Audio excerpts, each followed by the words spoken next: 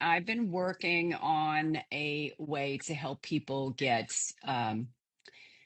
beyond fine in their life, and it just keeps coming. Like this thought and that thought and the other, and ways to help people, little practical strategies to help them really have an extraordinary day every day.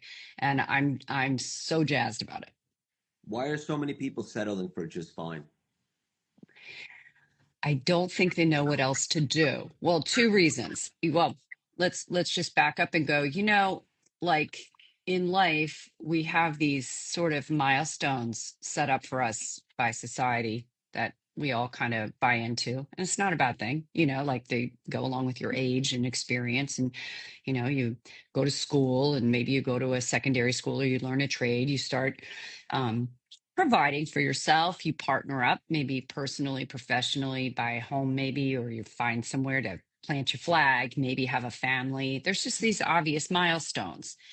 But at a certain point, those obvious milestones, the big ones, the ones you dream about, just they kind of run out. And then you end up on this hamster wheel of obligations and responsibilities you're living up to, you're doing your duties. And this is where we get stuck because we lose that childlike mentality of what if this, what if that, oh, I'm going to be this when I grow up. And I think that's where we stagnate spiritually. I think we stagnate physically, like we stagnate, and it's about getting past that. Beautifully said. David's coming through with that sexy smile. Yeah, I think people have the wrong baseline of fine. Like Andrea said, their baseline of fine is one of a comfort zone of buying shit they don't need to impress people they don't like. They don't realize their infinite potential of what they're connected to and through at all times. The energy, intelligence, inspiration, intuition is endless. And so what they do is they sit in a comfort zone of fine, and it varies for multiple people. And so what we need to do is shift the paradigm or perspective of fine from I'm going to get to go do better or be better or have more. I'll be happy when my baseline or my basement is regulated by my perspective of fine, which is limited by the meaning of the past, which limits the self-image, which then limits the future. And so if we can help to empower people to understand the infinite within the context of the human experience, they can start figuring out a new find and leave their old find behind. And so by utilizing the interferences that they have created with meaning of the failures, setbacks, mistakes, the genetic inheritances that they've had, the energetic inheritances that they've had, we can start to create a mindset, heart set, and handset of expansion towards a divine direction or towards the infinite. And I find that a lot of people don't even realize the comfort zone that they've created because their baseline is fine and their baseline or basement of fine is far too low according to the potentials that they have, according to the subject matter topics or expertises that they're trying to pursue, which should be their own as well, not what other people want or what's missing or what they don't have. So there's a complex matrix of understanding invariant behaviors and meanings that people give themselves just to maintain comfort. And we have so many blessed comforts today. I love being old because I can't teach people the shit and trauma and difficulties of just living life. And my grandparents probably couldn't teach me the difficulties they had. So, and I'm sure these kids won't be able to, explain the difficulties of actually having to press a button to get shit done. But, it'll continue on. Well said, Dave. Also, I love it. Andrew, I love what you said about like that childlike mentality, like curiosity. I think there's such power in staying in the question.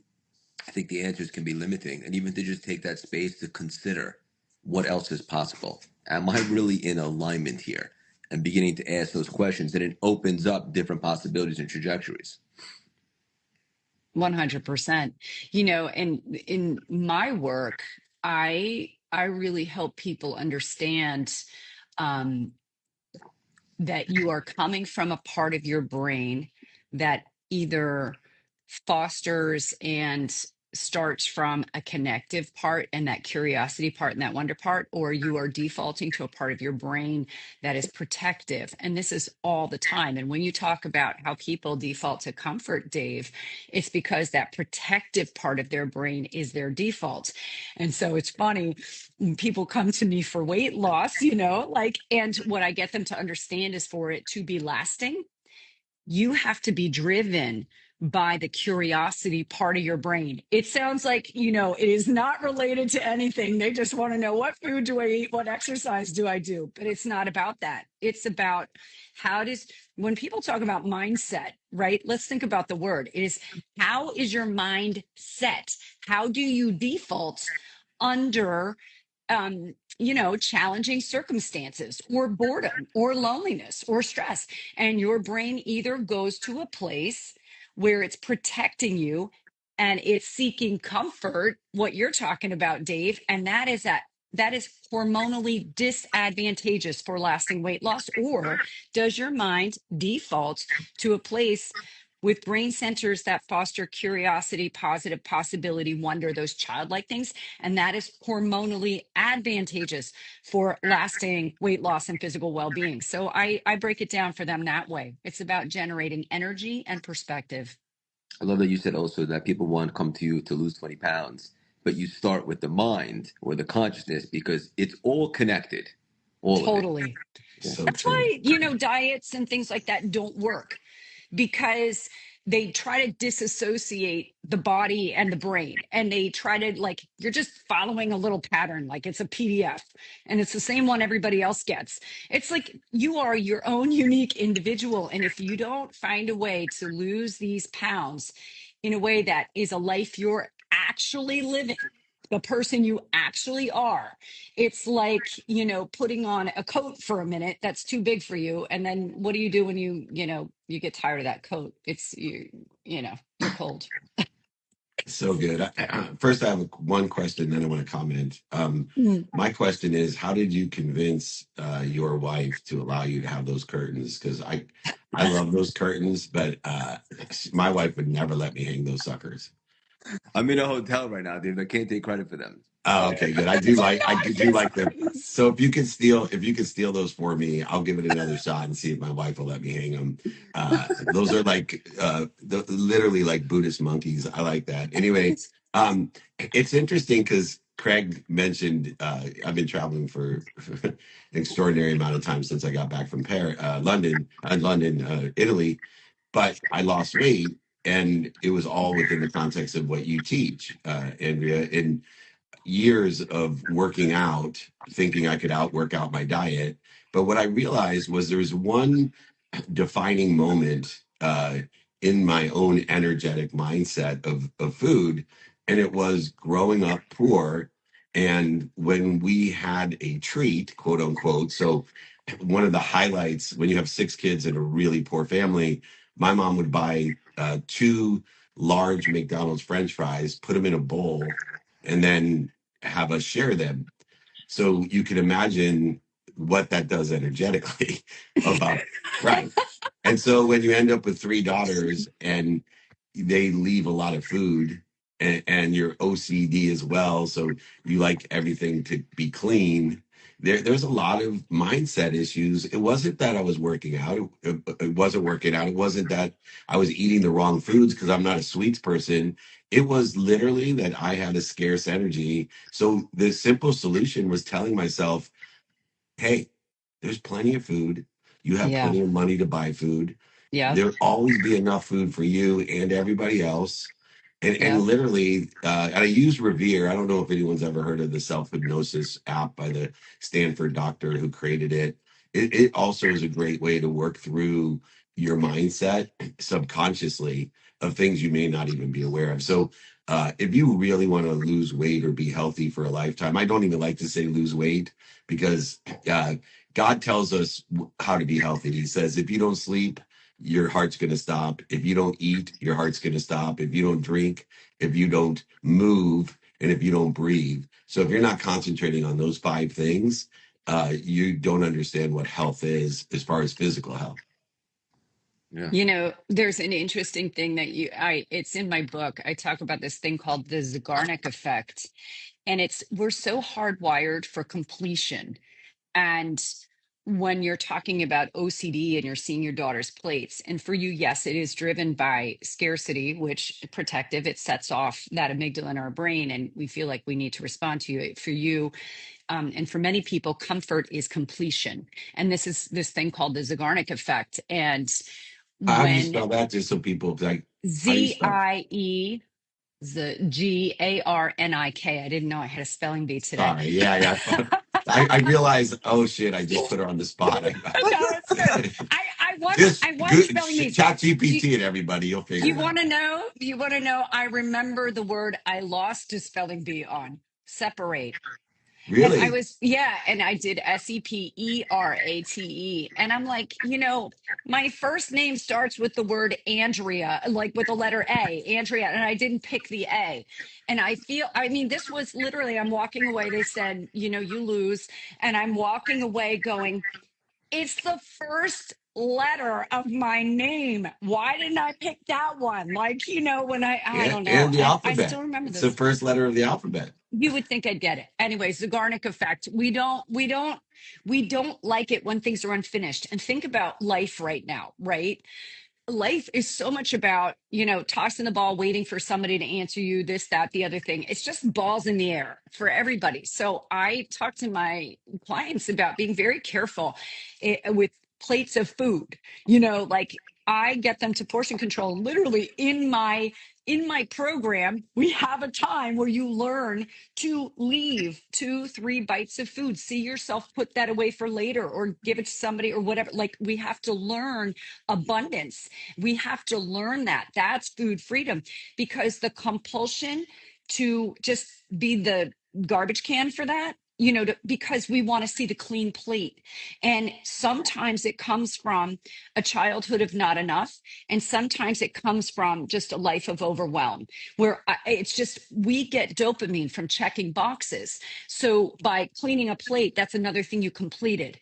And with so much you can't complete in a day, it just becomes an easy box check and we get dopamine from it. And, that's one of our happy hormones. So it's like whatever the cause, I literally take a week or two where you have to leave 1 or 2 bites on your plate every time just to get used to seeing it. And it's not about, obviously, I'm not interested in food waste or anything. We're trying to portions that make sense that you think you're going to finish in general, but it's a really important lesson for us to like give ourselves the opportunity to learn to help overcome those things. And then that app you mentioned is I've never heard of it, so I'm going to go look at that. That's a great, if there's a great tool to help with that too, that's wonderful. Revere, Revere. Revere. Amazing. Revere. Yeah. Revere. This is Like all. Paul, but different. Right? Andrew, you have so much wisdom. You're radiating. We love you. I wanted to land the plane on this. A lot of people have seen your content, some of it's gone viral. A lot of people will associate you with the weight loss queen and wellness and stuff like that. But I know there's been something really special that you've been cooking up behind the scenes that I feel has the ability to create a massive movement and change the world. And it's this idea of allowing the extraordinary. Maybe you could just give us a glimpse as to what exactly that means. Well, I think it's this. I think it's that we started out with this idea. And if you ask yourself, like, who did you mean to be? And if you think about who that person is, when you think of this vision of who you meant to be, that person's a doer. Nobody's imagining I'm meant to be a person that sits around and doesn't put myself out there. Like, or I didn't, that person, whatever it is you imagine yourself doing, it's active and it generally connects you with other people. And it is something that excites you. Again, activating this part of your brain and allowing the extraordinary is about not necessarily trying to be the idea or the ideal of who you thought you would be in life, but living in that same energy. And how do you cultivate that same energy of I'm going to be this, I'm going to do this? How do we connect on that level with people, or make every day, no matter what it is that our job is at this point or what our relationships are? How do I live in that energy every day? And that's living in that energy is where doors open constantly. So it's about generating that energy, and it's about being available to see the opportunities, and then having the confidence to walk through those open doors, even though you don't know what's on the other side. It's a default of, I don't know what's going to happen here, but I know it's going to be great. I don't know why I just got emotional when you were sharing that. Love it. It reminds me of something that Dave used to teach me back in the day. He still talks about it. It's this idea of must be what you can be. Something like that, Dave. Yeah, you must be what you can be, common denominator of all super passionate, purposeful, even profitable people. But I think in essence, how I would define that is faith. You know, in life, things happen very slowly, then all of a sudden. And why they happen all of a sudden is that every problem, struggle, and trauma that we place in our lives, and there'd be none if you didn't have a body, by the way. So once you come upon a commandment with God to have a body, you agree to have struggle, trauma, and pain. And within every struggle, trauma, and pain exists a solution. The solution, though, is separated only by time. There's only a lapse of time. And one of the nice things about getting older is you realize that every problem is going to have a solution. Every biblical, spiritual, theoretical, philosophical text will say, this too shall pass. Why do you think this too shall pass? Because the solution's already within the context of the problem. It's just a lapse of time before we have the resolution, the resolution. And this lapse of time and the distance between the problem and the resolution, the resolution, is shortened only by two things. One, wisdom, which comes through experience, but the fastest wisdom we can gather is other people's wisdom. So I always say the fastest way to get to where you want to be is find someone that's already there and ask them for help, like Andrea and Craig.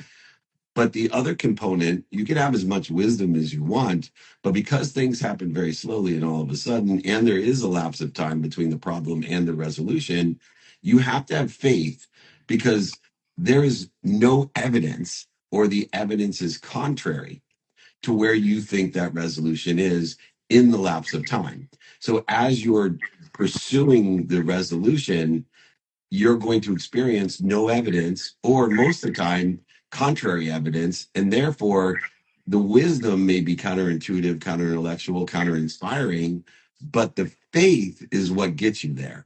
The faith combined with the wisdom will shorten that distance of resistance that we create between us and that infinite intelligence, intuition, inspiration, energy that already exists as we're commanded by source, by God, by Jesus, Muhammad, Joseph Smith, or Buddha, as we are commanded, which means working with that source of infinite energy, omniscient information, to be able to live at ease, so that our learning zone allows us to expand where our anxiety zone was. And remember, the comfort zone constricts, the anxiety zone constricts, the learning zone is the only one that expands. And so in order to facilitate learning, we have to understand time as well as the understanding of struggle, pain, and trauma.